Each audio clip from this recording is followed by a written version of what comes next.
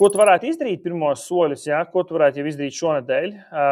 Pirmā lieta ir izvēlēties vienu atkārtotu darbu, ko tu visu laiku dari, bet to īstenībā nodot kādam cilvēkam. Tādu darbu, ko pēdējās 7 dienās tu izdarīji vismaz 3 reizes, uztaisi procesu, ieraksti 5 minūšu video, ja? Nosūti komandai. Un nākamreiz, kad tas atkārtojās, saki kādam, lai to izdara, bet tu to nedari. Šomēnes, ko, piemēram, izvēlēs vienu no šiem 5 enģiniem vai dzinējiem, tam, kur vislielākā sāpe ir. Nesāc ar visiem 5 ielaicīgi, tā ir, protams, lielākā kļūda, bet izvēlēs vienu no šiem 5 svarīgākajiem enģiniem, dzinējiem, ja? Un sāc ar vienu, sāc un dari un sakārto, izdari vienu, tad virzies tālāk. Tādā ceturksnī mērījums, ja sāc mērīt savu to saucamo sistēmas vērtību, ja? Katru piekdienu uzdot sev jautājumu, ja es šonedēļ būtu pazudis, cik biznesa būtu nopelnījis bez manis. Pieredz skaitli un pēc 12 nedēļām tev būs, tāda kā projekcija vai trends, kā tu vari redzēt, kā tev būtu tā bijusi situācija. Kā es minēju, sistēmas vērtību var definēt caur dažādiem mainīgiem un caur dažādām formulām, bet šajā gadījumā mēs fokusējamies uz to, ka ja es izkāptu ārā uz mēnesi, cik mans bizness būtu nopelnījis.